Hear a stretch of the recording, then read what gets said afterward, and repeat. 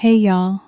Tonight we're stepping into one of history's darkest chapters, where the very act of kindness, offering a blanket to someone in need, becomes a weapon more devastating than any musket or cannon. You're about to witness how smallpox, that ancient scourge of humanity, was deliberately weaponized against Native American populations in what might be the first documented case of biological warfare in North American history. Picture yourself standing in the sweltering heat of a Pennsylvania summer in 1763, sweat beading on your forehead as you watch Captain Simeon Ecuyer hand over what appears to be a gesture of goodwill to Delaware chiefs: 2 blankets and a handkerchief fresh from the smallpox hospital. You probably won't survive what's coming next, because you're about to learn that in the colonial world, even mercy could be murder. So, before you get comfortable, take a moment to like the video and subscribe, but only if you genuinely enjoy what I do here. Drop a comment letting me know where you're listening from and what time it is in your corner of the world. I love seeing how this community spans the globe. Now, dim the lights, maybe turn on a fan for that soft background hum, and let's ease into tonight's journey together.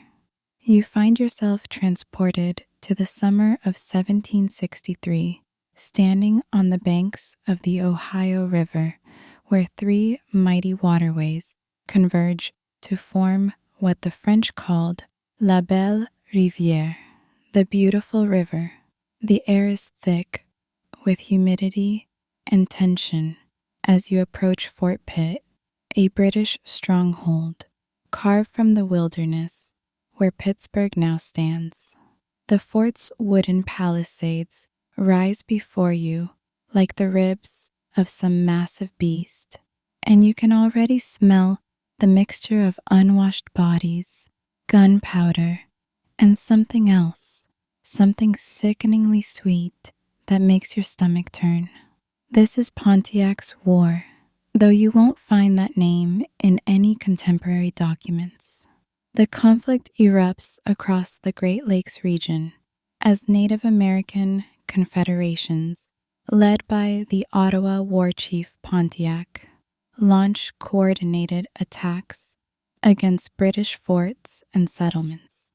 You're witnessing the largest indigenous uprising in North American history, a desperate attempt to drive European colonizers back across the mountains.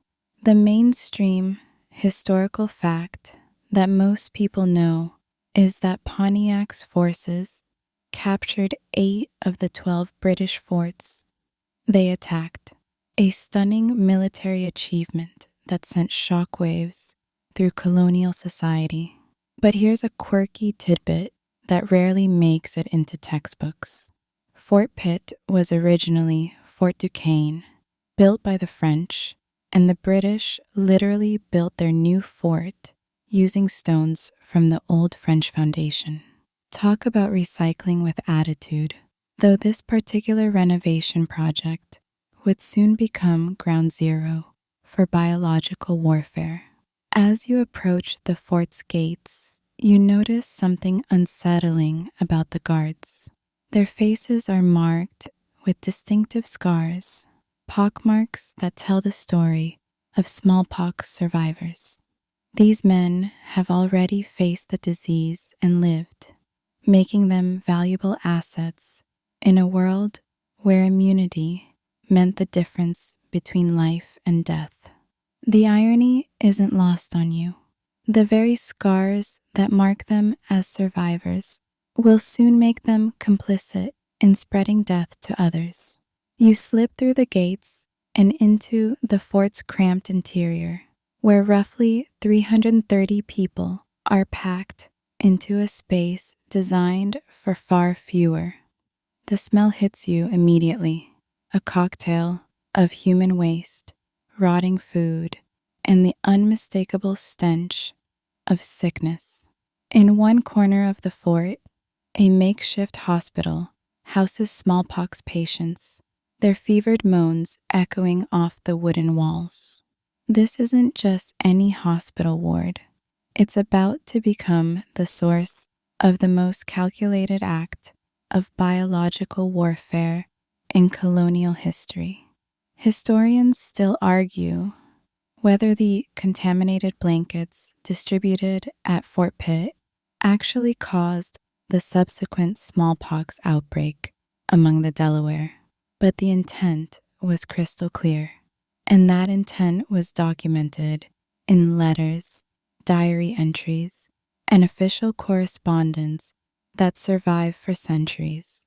You're not just witnessing a military siege, you're about to see how disease becomes a weapon of war, wielded with the same cold calculation as any sword or musket. The summer heat presses down on the fort like a suffocating blanket, and you realize that in this place, even the weather seems complicit in the coming tragedy. You wake to the sound of war whoops echoing across the Allegheny River, their haunting calls cutting through the pre-dawn mist like ghostly warnings of what's to come. The siege of Fort Pitt has begun in earnest, and you find yourself trapped inside these wooden walls with hundreds of other souls, all wondering if you'll live to see autumn. Outside the palisades, Pontiac's Confederated forces have surrounded the fort with a precision that would make European military tacticians weep with envy and probably a little fear. The Delaware, Shawnee, and Mingo warriors have positioned themselves strategically around the fort's perimeter, cutting off supply lines and escape routes with the efficiency of a well-oiled machine. You peer through a gap in the wooden walls and catch glimpses of painted faces and gleaming tomahawks. But what strikes you most is the discipline of this siege. These aren't the savage raiders that colonial propaganda would have you believe. They're conducting a sophisticated military operation that's slowly strangling the life out of Fort Pitt. Captain Simeon Ecuyer, the fort's Swiss-born commander, paces the ramparts like a caged wolf, his weathered face etched with worry lines that seem to deepen by the hour. The mainstream historical fact that everyone learns is that Ecuyer was a seasoned military officer with experience in European conflicts. But here's something most textbooks skip. The man was also a shrewd businessman who understood that survival often meant making deals with the devil. His previous experience fighting in the Caribbean had taught him that tropical diseases could be deadlier than any army, a lesson he's about to apply in the most horrific way imaginable. The fort's supplies dwindle with each passing day, and you watch as rations are cut again and again.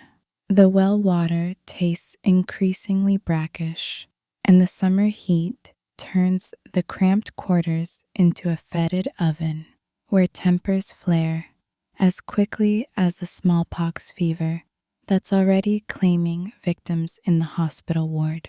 You notice how the healthy soldiers give that corner of the fort a wide berth, crossing themselves when they have to pass by. Little do they know that their commander is already eyeing those contaminated blankets with the calculating gaze of a chess master planning his next move. Here's a quirky detail that rarely surfaces in historical accounts. Fort Pitt had one of the first recorded pest houses in North America, a dedicated isolation ward for infectious diseases. The irony is delicious in the darkest possible way. A facility designed to contain disease is about to become the source of its deliberate spread.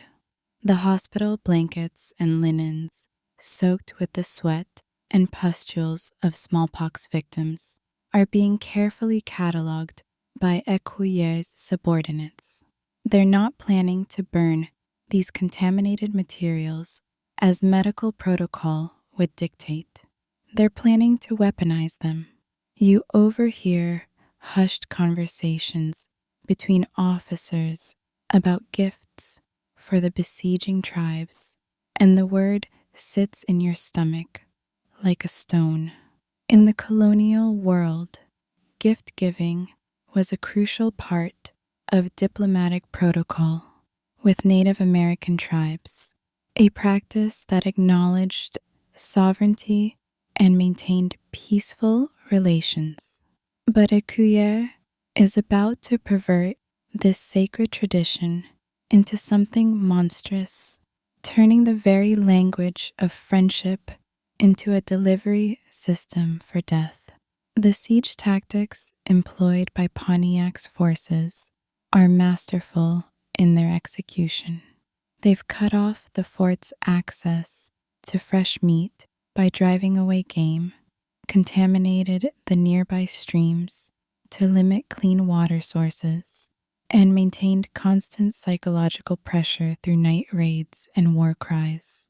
You realize that if this were purely a conventional siege, the Native American forces would likely succeed.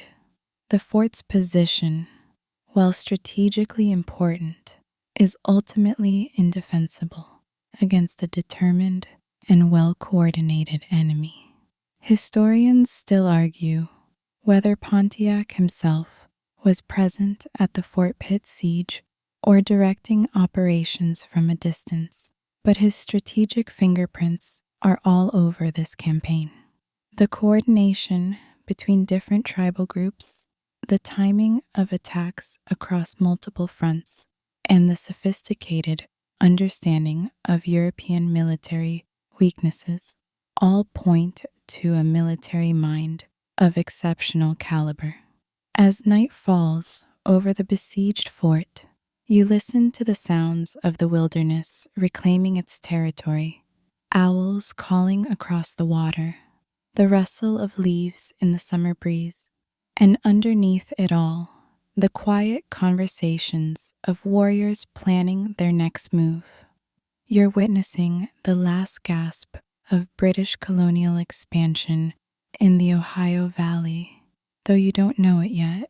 What you do know is that inside these walls, something far more sinister than conventional warfare is being planned, and the very air seems to whisper warnings of the biological nightmare about to unfold.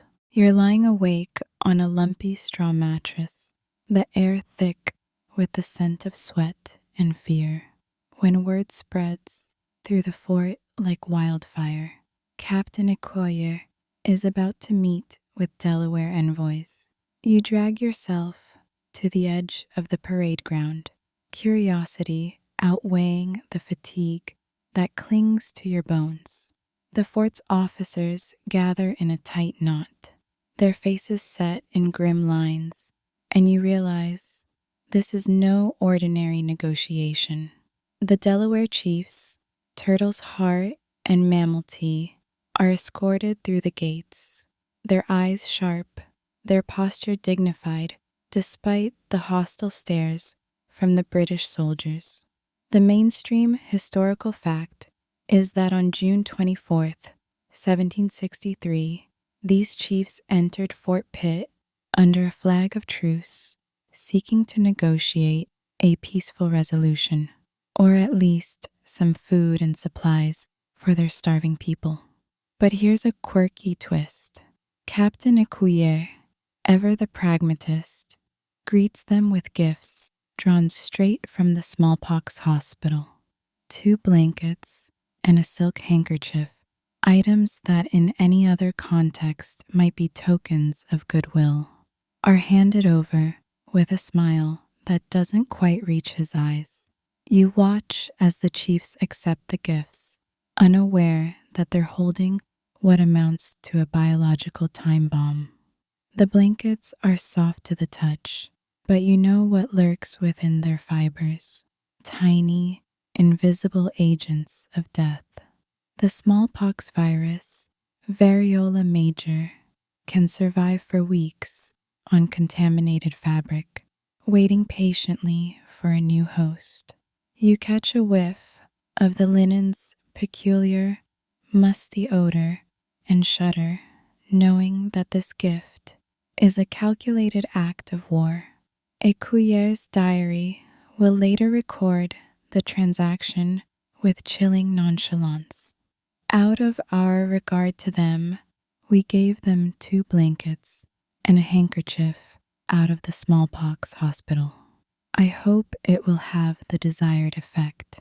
Historians still argue whether Écuyer acted entirely on his own initiative or was following a broader, unofficial policy. Some claim he was simply trying to buy time for the garrison. Others see his actions as a coldly rational extension of frontier warfare. What's clear is that this moment marks a turning point, not just in the siege, but in the entire history of colonial conflict. The line between soldier and scientist, between war and genocide, blurs until you can't tell where one ends and the other begins. You notice the subtle choreography of the meeting, the careful placement of the blankets, the forced pleasantries, the way the British officers avoid touching the gifts with their bare hands. There's a certain dark theatricality to it all, as if everyone knows they're participating in a ritual with deadly consequences. The Delaware chiefs thank their hosts and depart, blankets folded neatly over their arms, and you can't help but feel a pang of guilt. Did they sense the danger? Did they suspect that the British would stoop so low as to turn disease into a weapon? Here's a fringe tidbit for you. Some accounts claim that the British also tried to infect the Native Americans by sending out infected prostitutes or by contaminating other trade goods, though there's little concrete evidence to support these stories. Still, the mere existence of such rumors speaks volumes about the paranoia and desperation that gripped both sides during this brutal conflict. As the Delaware envoys disappear into the forest, you're left with a gnawing sense of unease. The fort's officers congratulate themselves on a job well done, but you can't shake the feeling that something irrevocable has just happened. You're witnessing the birth of a new kind of warfare, one where the deadliest weapon isn't a musket or a cannon, but a simple, unassuming blanket. You retreat to your bunk, the sounds of the fort settling in for the night all around you. Somewhere in the darkness, a smallpox patient coughs, a wet, rattling sound that echoes in your mind long after it fades. You pull your own blanket tighter, suddenly hyper-aware of every itch and tingle on your skin. Sleep comes slowly, haunted by visions of invisible armies marching out into the night, carried on the backs of unsuspecting messengers. You find yourself curled up by the flickering light of a tallow candle, the wax dripping slowly onto the rough wooden table as you pore over a stack of letters and journals. These aren't just any letters. They're the very documents that reveal the grim truth behind the smallpox blankets.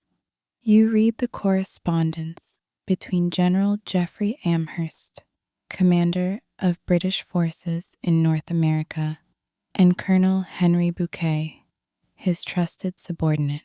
Their words, penned with cold precision, strip away any illusions about the accidental spread of disease. Amherst writes, "Could it not be contrived to send the smallpox among the disaffected tribes of Indians?" And Bouquet replies with a plan to try to inoculate the Indians by means of blankets. You can almost hear the scratch of quills on parchment as these men plot what would now be called biological warfare. The mainstream historical fact is that these letters are some of the earliest documented evidence of intentional disease use as a weapon in warfare. Here's a quirky detail. Amherst, who was known for his sharp military mind and ruthless efficiency, also had a penchant for gardening and was an avid collector of exotic plants. It's strange to think that the man who ordered the spread of smallpox also spent peaceful afternoons tending to roses and tulips. Life's contradictions, huh? Historians still argue whether Amherst's orders were fully implemented or if local commanders like Écuyer acted independently. Some suggest that the letters were more theoretical musings than concrete directives, while others point to the timing of smallpox outbreaks as evidence of a coordinated campaign. The debate continues, but the existence of these letters makes it clear that the idea of using disease as a weapon was not only entertained but actively pursued. As you read further, you discover Amherst's chilling words, "We must use every stratagem in our power to reduce them." The tone is clinical, devoid of empathy, reflecting a worldview where Native Americans were seen less as people and more as obstacles to colonial expansion.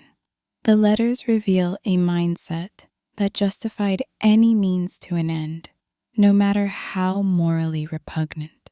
You imagine Amherst sitting in his study, candlelight casting long shadows on the walls as he drafts these orders, unaware or perhaps indifferent to the human suffering they would cause.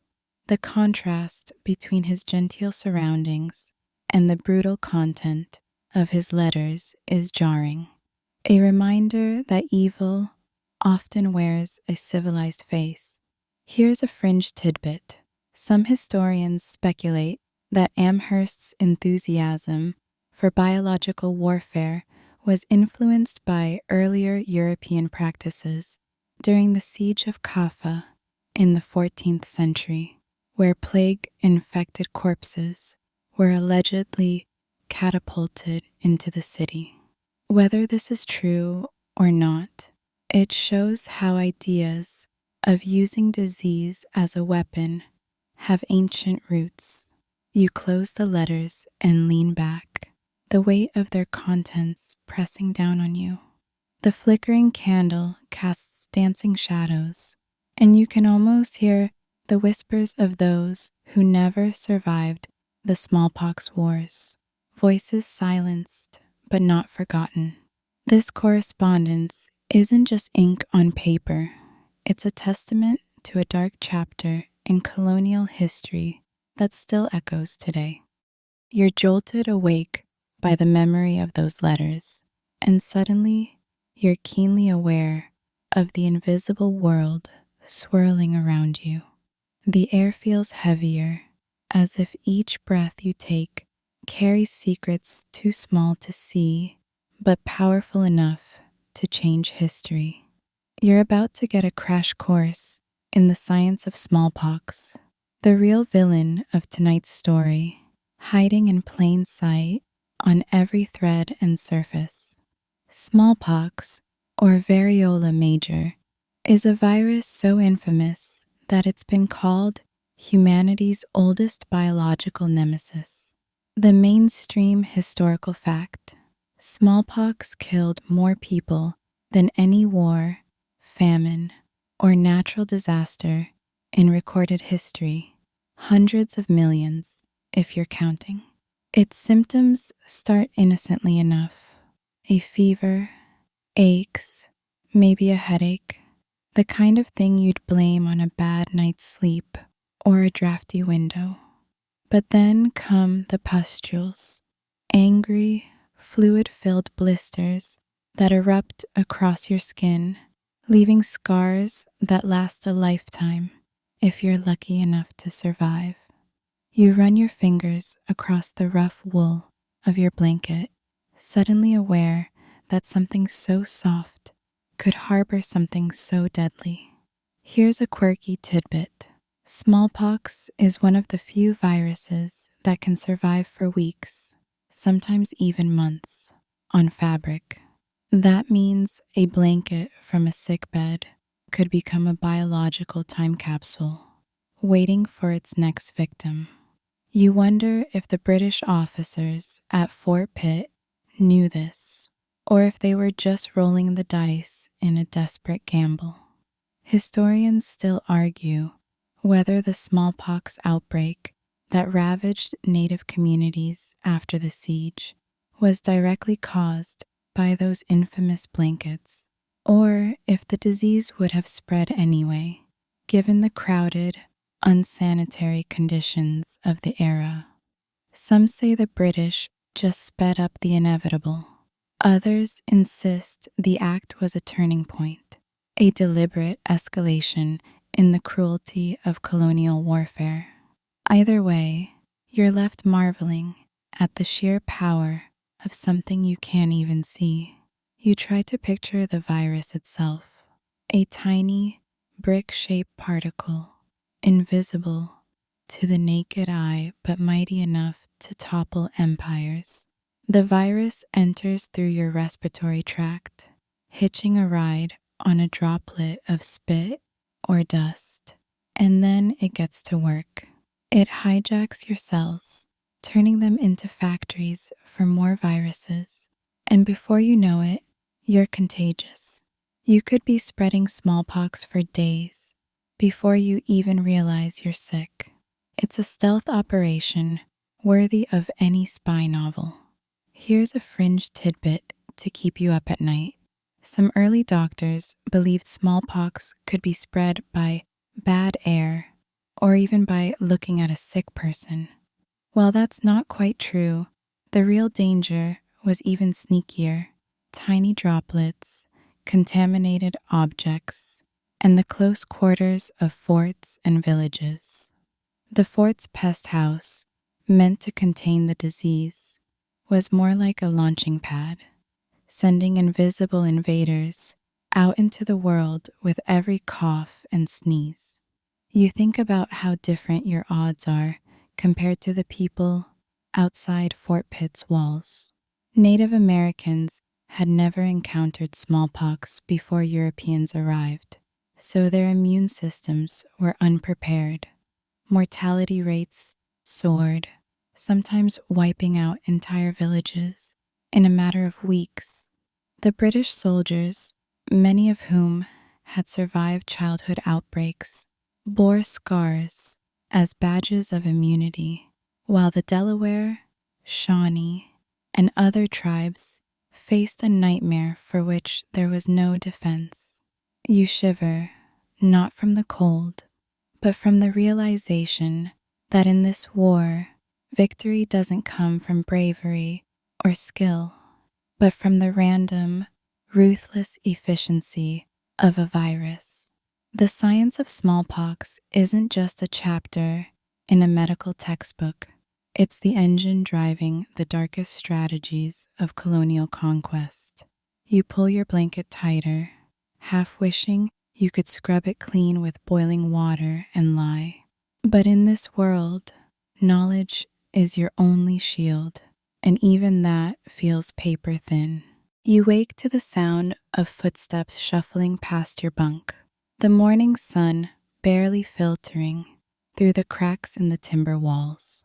The fort is restless, its occupants uneasy, and as you step outside, you spot a group of soldiers huddled around a pile of blankets and handkerchiefs. These aren't just any trade goods. They're the very items that have been pulled from the pest house, each one a silent accomplice to the plans hatched in candlelit secrecy.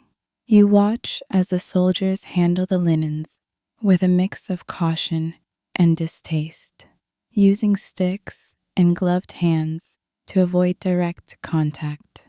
The mainstream historical fact is that trade goods were the primary currency in colonial diplomacy, exchanged for everything from food to peace treaties.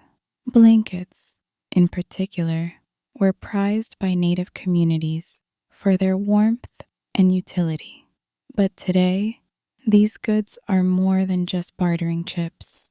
They're Trojan horses, loaded with an invisible enemy. Here's a quirky tidbit. Some British forts would stamp their trade blankets with a special mark to prove authenticity, a kind of colonial brand name. Imagine unwrapping your new blanket, admiring the official seal, and never suspecting that it's the most dangerous thing you'll touch all year. You wonder if the Delaware chiefs noticed anything odd about their gifts. Some lingering scent, a strange stiffness in the fabric, or if the gesture of goodwill masked all suspicion. Historians still argue whether the contaminated blankets were distributed as part of a coordinated plan or simply as a desperate act by a garrison on the brink. Some accounts suggest that the British intended to gift more than just blankets. Rumors swirl about infected handkerchiefs, shirts, and even pipes. The truth is muddled by time and the fog of war, but the outcome is tragically clear. The trade goods that once symbolized partnership are now harbingers of death. You trail behind the soldiers as they carry the bundles to the fort's gate, where a small group of Delaware and Shawnee traders waits. The exchange is tense, the usual pleasantries replaced by curt nods and forced smiles. You notice how the British keep their distance, hands tucked behind their backs, as if proximity alone could betray their secret. The native men accept the goods with gratitude, unaware of the danger woven into every fiber. Later, you overhear a conversation between two officers, their voices low and conspiratorial. "Do you think it'll work?" one asks, glancing nervously toward the pest house. The other shrugs, his face unreadable. "If it doesn't, we're out of options." You realize that for the men inside Fort Pitt, the contaminated blankets aren't just a weapon. They're a last, desperate gamble to break the siege and save their own skins. Here's a fringe tidbit. Some records suggest that the British also tried to poison the Native Americans' food supplies with tainted meat or alcohol, though these efforts were less successful and far less infamous than the smallpox blankets. The idea that a simple object, something as mundane as a handkerchief, could tip the scales of war is both absurd and terrifying. As the day wears on, you see the Delaware and Shawnee traders disappear into the forest, their new possessions slung over their shoulders. You wonder how long it will take for the first symptoms to appear. A fever, a rash, a cough that won't go away. The fort's officers retreat to their quarters, satisfied that they've done everything possible to ensure survival. But you can't shake the feeling that something irreparable has just occurred, a line crossed that can never be uncrossed. You return to your bunk, the weight of the day pressing down on you. The trade goods are gone, but their legacy lingers, invisible and insidious. You close your eyes, hoping for sleep, but all you see are blankets, soft, warm, and deadly. You're standing just inside the fort's weathered gates, watching the Delaware chiefs as they prepare to leave, their arms full of British gifts. The sun is high, glinting off the river, and for a moment, the world seems almost peaceful. If you ignore the muskets aimed from the ramparts and the nervous glances exchanged by everyone on both sides, you can almost convince yourself this is a simple act of diplomacy, the kind that's played out for centuries between neighbors. But you know better. You know what's hidden in those blankets. The mainstream historical fact: on June 24th, 1763, the Delaware chiefs, Turtle's Heart and Mammal Tea, met with Captain Écuyer inside Fort Pitt. They came under a flag of truce, hoping to negotiate for food, ammunition, and a withdrawal of British forces.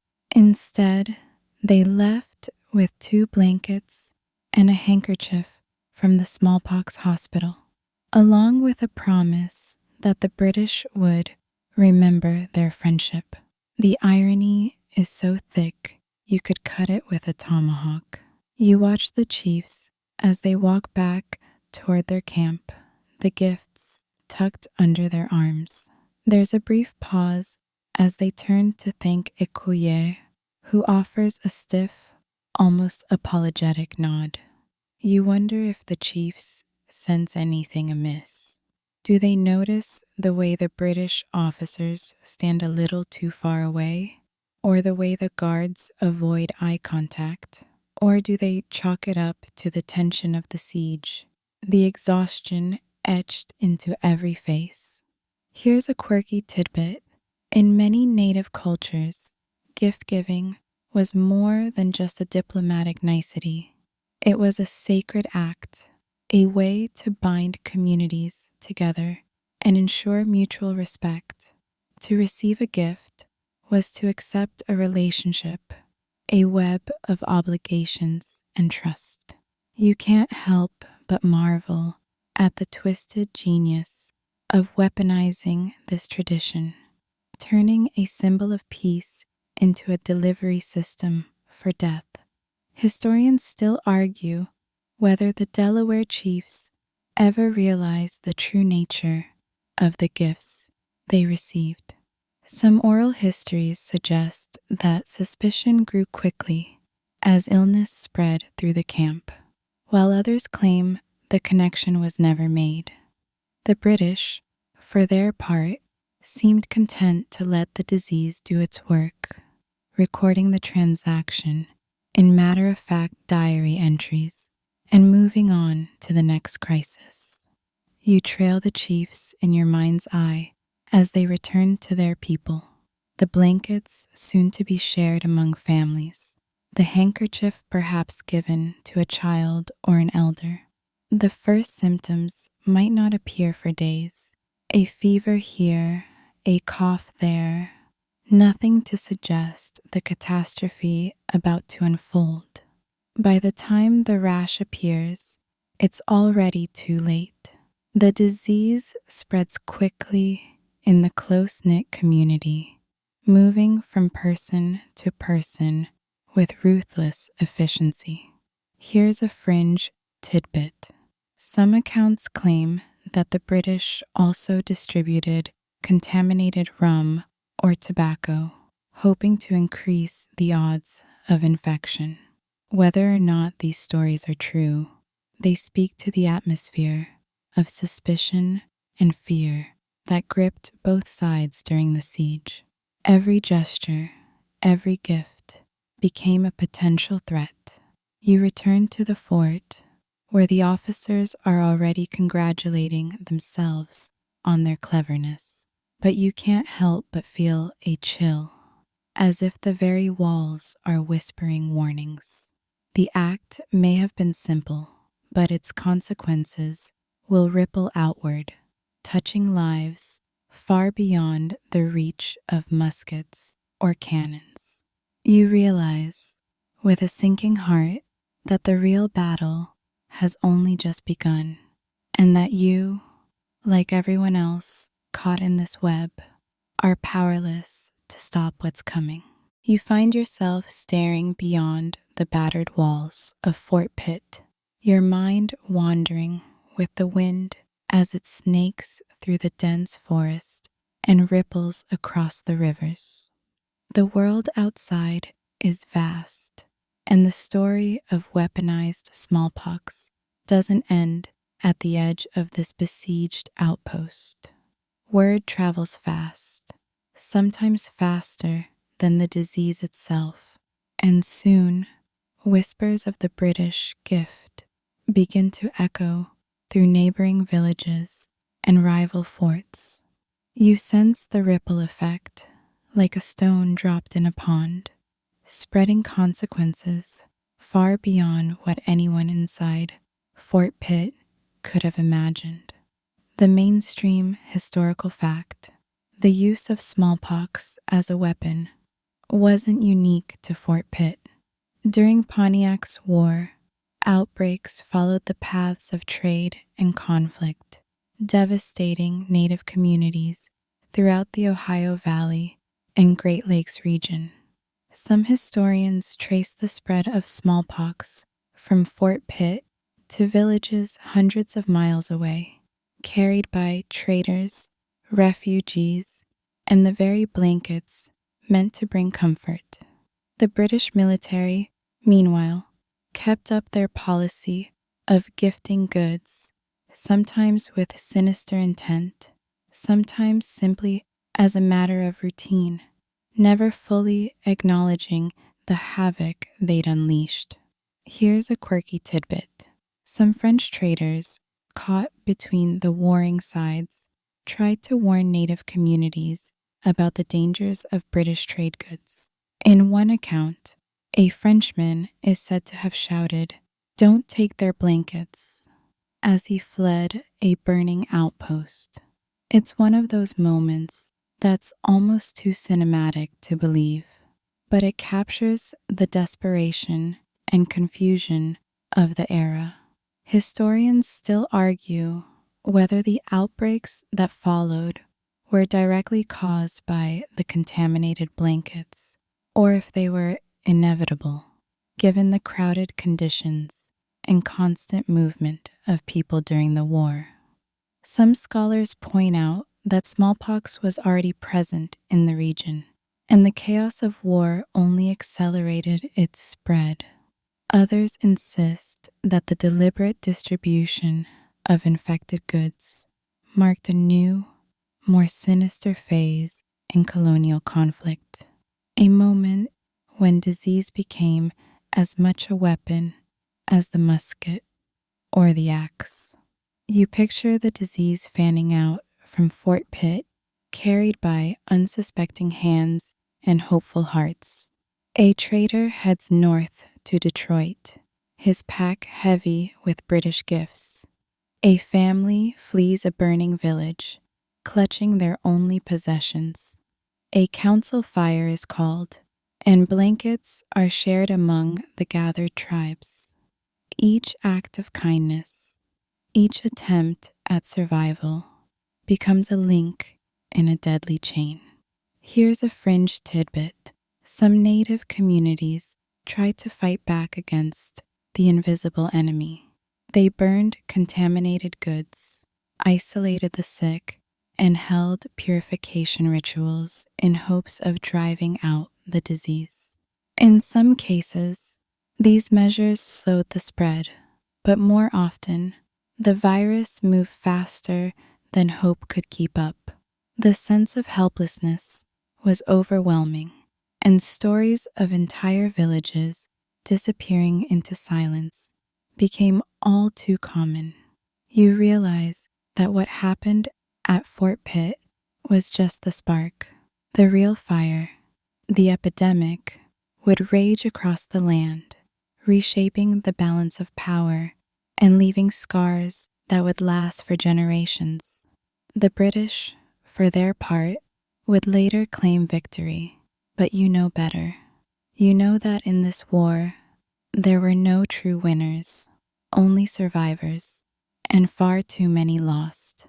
You close your eyes, letting the sounds of the forest wash over you.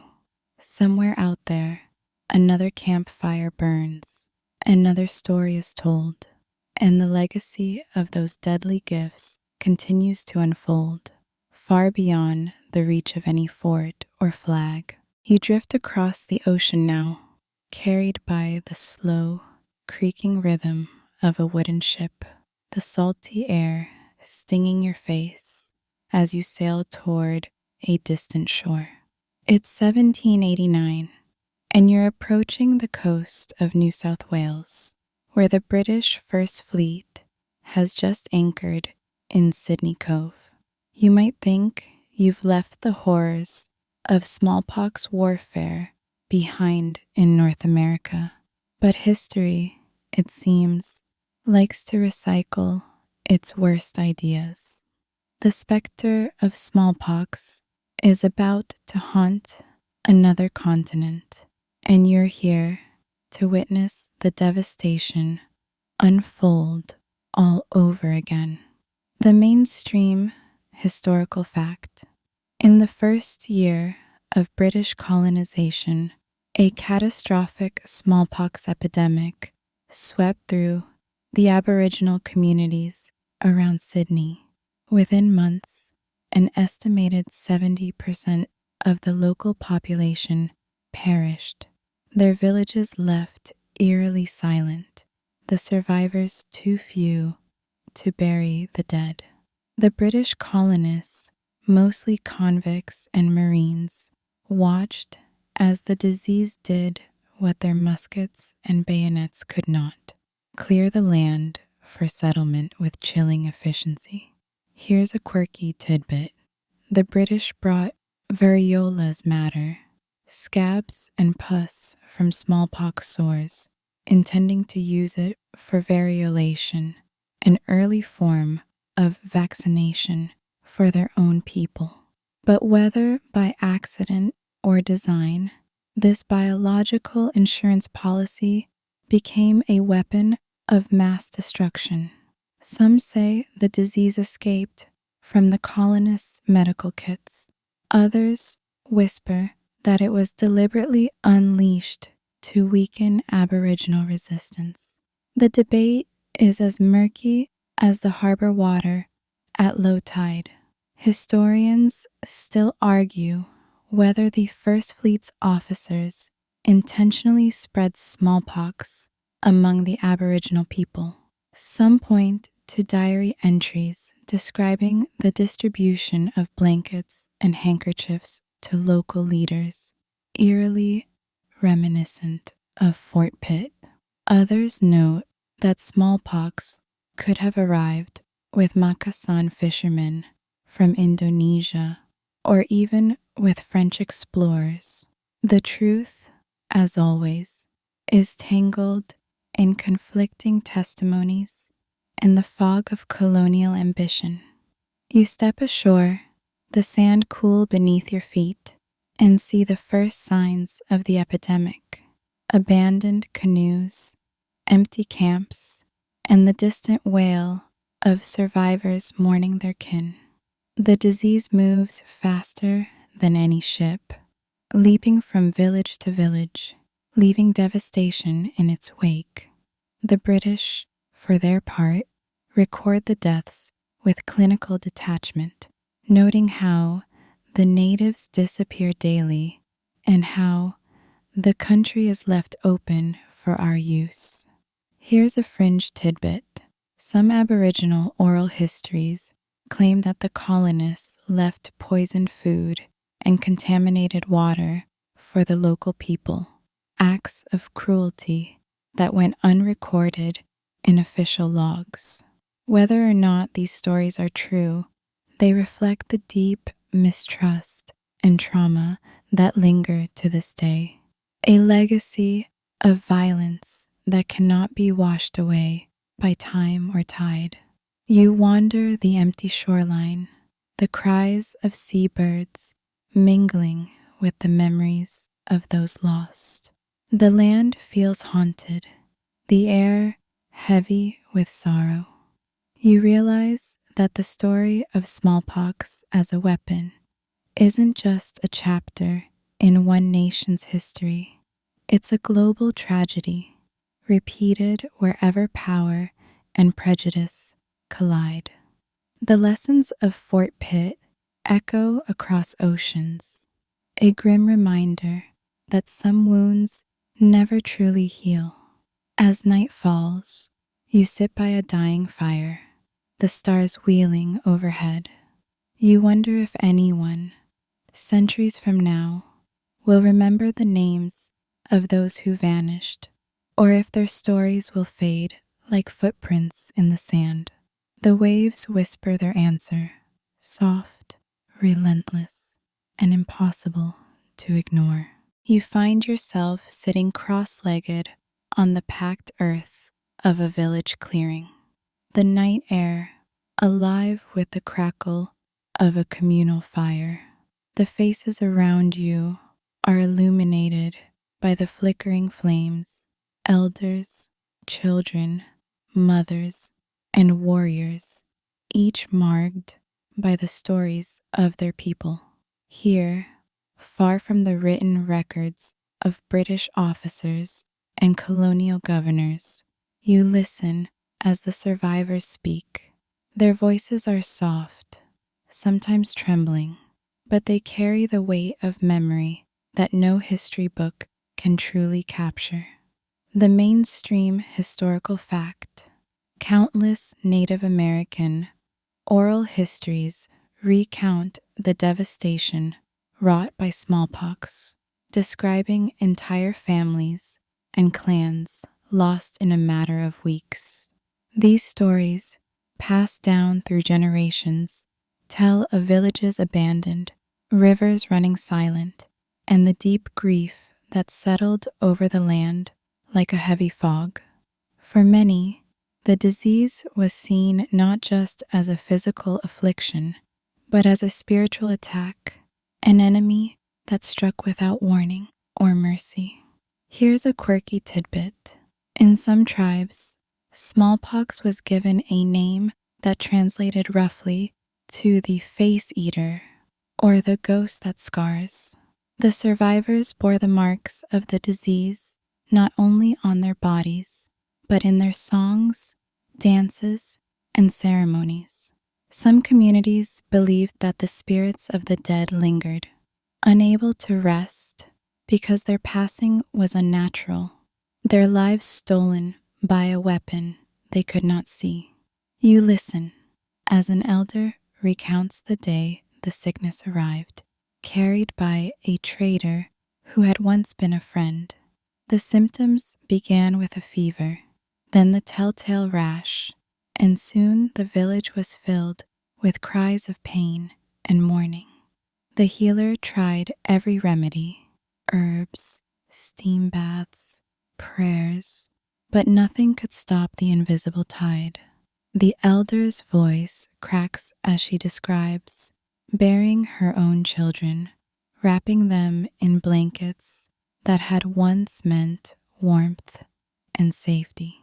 Historians still argue about the accuracy of oral histories, questioning whether memories altered by trauma can be trusted.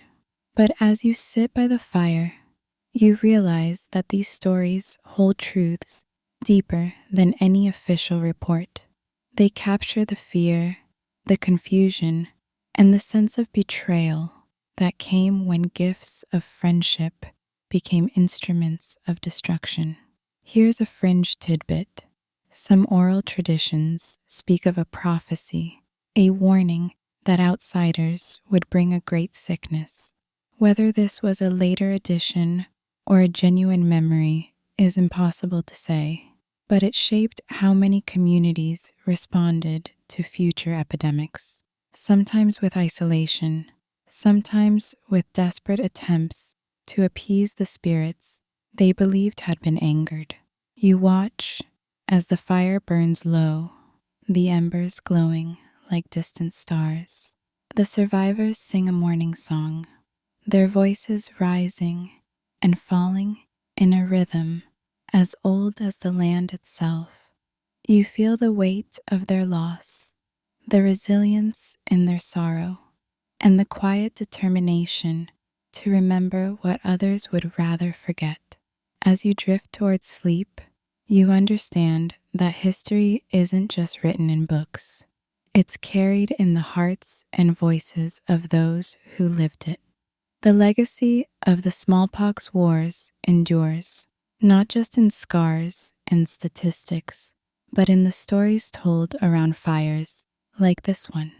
Night after night, generation after generation. You wake to the sound of shuffling papers and the soft scratch of quills, an entirely different kind of battlefield. This time, you're not in a fort or a village, but in the dusty archives and echoing halls where history is written, rewritten, and sometimes quietly erased. The cover-up campaign is in full swing, and you're about to see how the story of smallpox blankets gets tangled in centuries of denial, minimization, and historical whitewashing. The mainstream historical fact, for generations, official records downplayed or outright ignored the use of smallpox as a weapon against Native Americans. Many early histories of the colonial era either omitted the Fort Pitt incident or described it as a misunderstanding, a tragic but accidental outbreak, not a calculated act of war. You flip through yellowed pages and find phrases like unintended consequences and unfortunate coincidence. It's enough to make you want to underline every passive verb in red ink. Here's a quirky tidbit. In the 19th century, some British and American historians went so far as to praise the civilizing effect of disease, arguing that smallpox cleared the way for progress and settlement. Imagine writing that in your diary. Dear Journal, today I watched an epidemic and called it destiny. If you ever doubted the power of spin, just read a few lines of Victorian-era colonial history. Historians still argue about the extent of the cover-up. Some say it was deliberate, a coordinated effort to protect reputations and justify expansion. Others believe it was simply the result of selective memory, a tendency to forget uncomfortable truths. The debate continues, with new evidence surfacing every decade. A forgotten letter here, a rediscovered diary there, each piece adding nuance to the story. You notice how the narrative shifts with the times. In the 20th century, as Indigenous activism grows and a new scholarship emerges, textbooks start to mention the smallpox blankets more openly. Still, the language is often cautious. Words like alleged and controversial appear, as if the facts themselves are up for debate. You imagine a historian in a tweed jacket, nervously sipping tea as they decide how much truth their readers can handle. Here's a fringe tidbit. Some conspiracy theories claim that the smallpox blanket story was invented or exaggerated by later writers to demonize the British. While the primary sources are clear, the persistence of denial shows just how uncomfortable this history remains. It's easier, after all, to blame disease on fate or nature than to accept that it was wielded as a weapon by human hands. You watch as the cover-up unravels, thread by thread, with each new generation of scholars and activists, demanding a fuller accounting of the past. The truth, you realize, is stubborn. It may be buried, but it never stays hidden forever. You close the last file, the dust swirling in the sunlight, and feel the weight of all those silenced voices pressing in. As you drift back towards sleep, you know that history is not just what happened, it's what we choose to remember and what we dare to confront. You're standing now in a modern clinic, the fluorescent lights buzzing softly overhead, a far cry from the flickering candles and smoky fires of the past. The waiting room is filled with the quiet shuffle of paperwork and the low hum of anxious conversation. You're here to trace the long shadow cast by those smallpox wars, the legacy of medical distrust that still lingers in Indigenous communities today. The mainstream historical fact, centuries of betrayal, broken treaties, and weaponized disease have left deep scars. Studies show that Indigenous peoples across North America and Australia are less likely to trust medical institutions, less likely to seek care, and more likely to suffer from preventable diseases.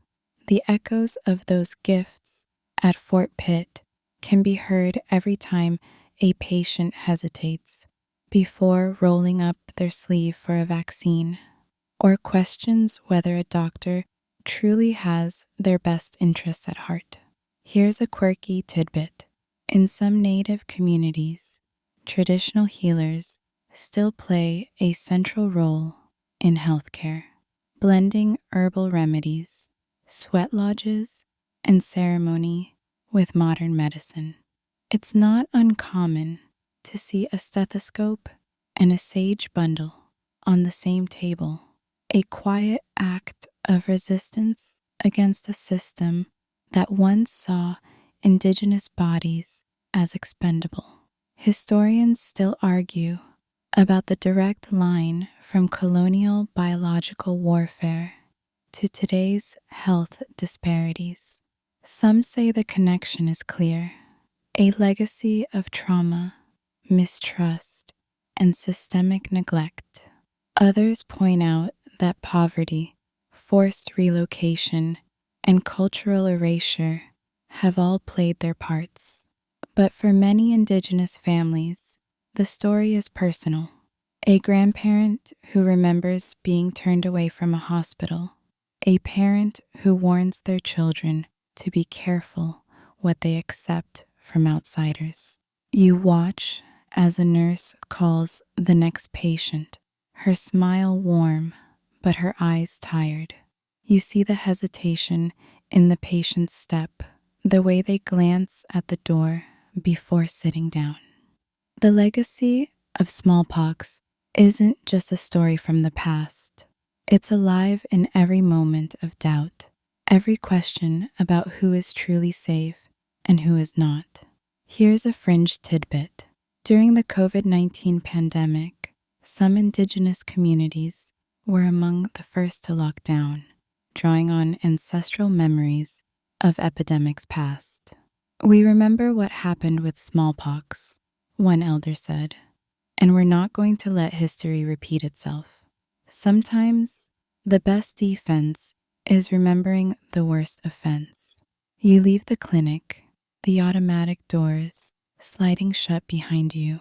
The world outside is brighter, but the shadows of history stretch long across the pavement. You realize that healing isn't just about medicine. It's about trust, respect, and the slow work of rebuilding what was broken. As you walk away, you carry with you the stories of those who survived, those who resisted, and those who still fight for a future where no one has to wonder if a blanket or a vaccine is a weapon in disguise. You're now wandering the echoing halls of academia, where the air smells faintly of old books, coffee, and the occasional whiff of heated debate. Here, the story of smallpox blankets is not just history, it's a battleground. Professors pace in front of chalkboards, students furiously scribble notes, and somewhere in the background, a heated argument about primary sources is probably breaking out over lunch. You're about to see just how fiercely scholars still fight over the facts, the motives, and the meaning behind those infamous acts.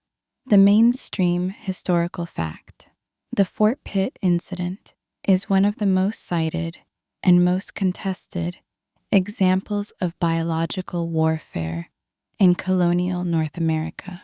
The letters between General Amherst and Colonel Bouquet are real, as are the diary entries of Captain Écuyère and trader William Trent. Yet, for every historian who calls it clear-cut genocide, another raises a skeptical eyebrow and asks, but did it actually work? Here's a quirky tidbit. Some academic conferences have hosted entire panels dedicated to the blanket question, where historians debate not just the intent, but the effectiveness of contaminated trade goods. Picture a room full of experts arguing about the virulence of variola major, while someone in the back doodles a cartoon of a killer blanket. Only in academia, historians still argue about nearly every detail. Was the outbreak that swept through the Ohio Valley directly caused by the blankets, or was smallpox already circulating among the tribes? Did the British officers truly understand the science of disease transmission, or were they just desperate and grasping at straws? And what about the oral histories? Should they carry the same weight as written records, especially when colonial documents are so often self-serving or incomplete? You listen as one scholar insists that the evidence is overwhelming, while another points out that smallpox outbreaks were already common in the region. Someone else brings up the ethics of judging the past by modern standards, and suddenly the conversation veers into philosophy. You realize that history isn't just about what happened. It's about how we choose to interpret, remember, and argue over what happened. Here's a fringe tidbit. A few researchers have even tried to reconstruct the likely path of infection using computer models, plugging in variables like weather, trade routes, and population density. Their results?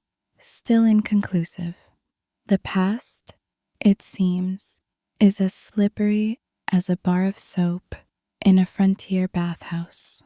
You leave the seminar room, your head spinning with theories and counter-theories. The debate isn't just academic. It shapes how textbooks are written, how museums tell their stories, and how descendants of survivors understand their own past. You realize that the fight over the smallpox blankets is really a fight over memory, responsibility, and what it means to face the darkest corners of our collective history. As you step into the hallway, you hear the echo of one last question. How much evidence is enough? You know there's no easy answer. In the end, the search for truth is as endless and as necessary as the search for healing. You step out of the archives and into the present day, where the world is buzzing with news alerts, social media debates, and the ever-present hum of modern anxiety. The story of smallpox as a weapon might sound like ancient history, but you quickly realize its uncomfortable echoes in the world around you. The lessons of Fort Pitt and Sydney Cove aren't sealed away in dusty books. They're lurking in headlines, policy debates, and the way nations talk about security and survival. The mainstream historical fact: biological warfare didn't end with the colonial era. In the 20th century, countries stockpiled anthrax, plague, and yes, even weaponized smallpox as part of their military arsenals. The Geneva Protocol of 1925 banned the use of biological weapons, but enforcement has always been shaky, and the temptation to use invisible enemies hasn't disappeared. You scroll through recent headlines and see stories of lab leaks, bioterror drills, and governments accusing each other of unleashing pandemics. Here's a quirky tidbit. During the Cold War, the Soviet Union reportedly produced tons of weaponized smallpox, storing it in secret facilities. Some scientists even worried about super viruses escaping into the wild. A plotline that sounds like a rejected Hollywood script, but was all too real for those in the know. You wonder what General Amherst would have thought about a world where his grim idea became a global arms race. Historians still argue about how much the past should shape our response to present threats. Some say that remembering incidents like Fort Pitt and Sydney Cove is crucial for preventing future atrocities. After all, if we forget, we're doomed to repeat them. Others warn against drawing too direct parallels, arguing that modern science and ethics have changed the game. Yet, every time a new virus emerges or a rumor of bioterrorism spreads, the old fears resurface, and the ghosts of colonial warfare seem to whisper, "Be careful what you unleash." You watch as governments invest billions in pandemic preparedness, stockpiling vaccines, and running tabletop exercises that eerily echo the calculations made centuries ago. You see public health officials struggle to build trust in communities long scarred by medical betrayal. You hear activists demand accountability and transparency, insisting that history be taught honestly, not just as a warning, but as a call to do better. Here's a fringe tidbit. Some conspiracy theorists claim that every major outbreak, from Ebola to COVID-19, is secretly a weapon gone rogue. While most of these claims don't hold up to scrutiny, they reveal just how deeply the idea of weaponized disease has seeped into the public imagination. The line between fact and fear is as blurry as ever. You realize that the story of smallpox blankets isn't just about the past. It's a mirror held up to the present, forcing us to confront the choices we make when we're scared, desperate, or convinced that the ends justify the means. The real danger, you see, isn't just the virus itself, but the stories we tell and believe about who deserves to be safe and who can be sacrificed for the greater good.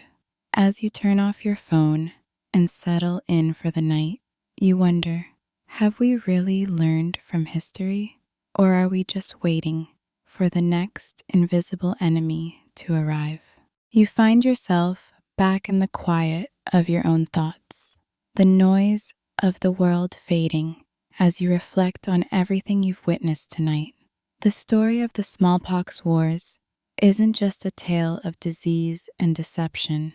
It's a meditation on the weight of historical memory and the strange, stubborn resilience of the human spirit. You realize that every generation faces its own version of this dilemma.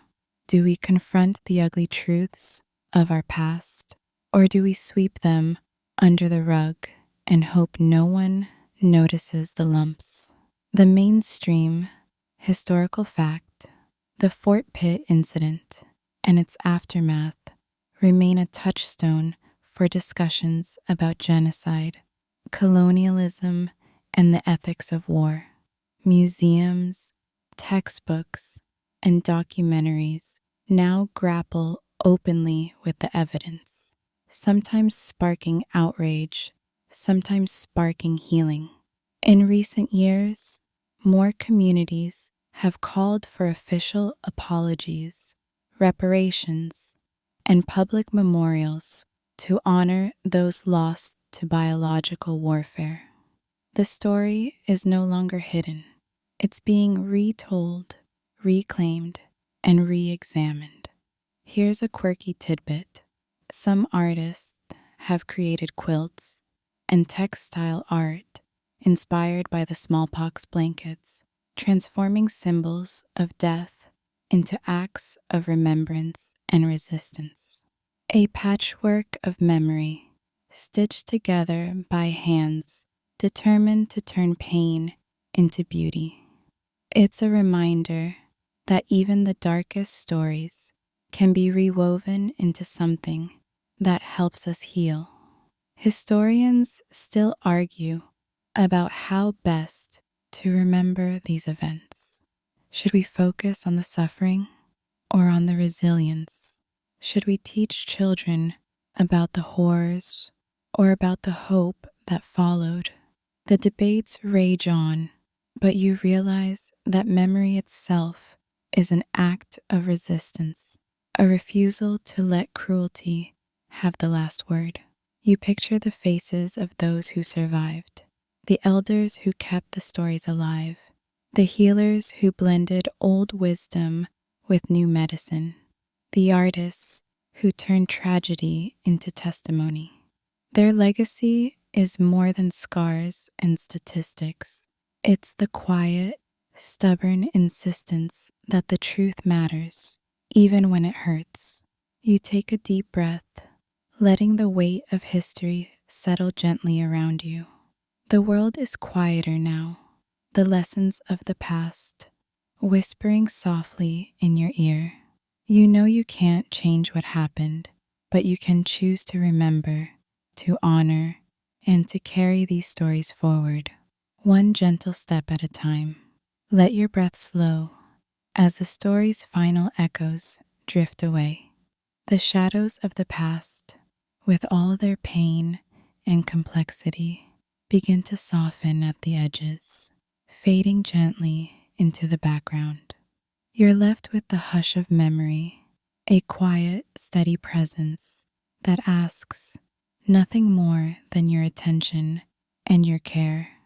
You've traveled through centuries tonight, from the crowded ramparts of Fort Pitt to the silent shores of Sydney Cove, from candlelit letters to fireside songs, from the anxious hush of a modern clinic to the passionate debates of scholars and activists.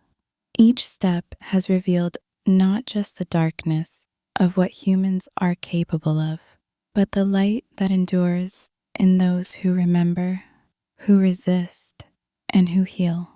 Let your thoughts drift now to the resilience woven through every chapter, the elders who kept stories alive, the communities who rebuilt from ashes, the artists and healers who transformed wounds into wisdom. With every gentle breath, let the weight of history settle a little lighter, knowing that the act of remembering is itself a kind of hope. The world outside is quiet. Maybe you hear the soft whir of a fan, the distant hum of night traffic, or nothing but your own heartbeat. Let these sounds ground you in the present. safe and warm, far from the storms of history. You've honored the past simply by listening, by caring, by letting these stories find a place in your heart. As you close your eyes and drift towards sleep, know that you carry with you not just the lessons of loss, but the promise of understanding. A promise that, in the end, kindness and memory endure. Good night and sweet dreams.